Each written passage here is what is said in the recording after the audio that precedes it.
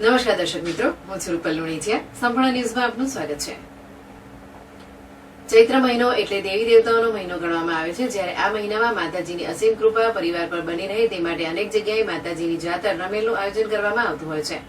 ત્યારે દિયોદર તાલુકાના સાણાદર સાગરપુરા તેરવાડિયાવાસ ખાતે ઠાકોર પ્રતાપજી સવસીજી દ્વારા ચૈત્ર સુદ બીજના દિવસે સદી માતાજીની ભવ્ય જાતર રમેલનું આયોજન કરવામાં આવ્યું હતું.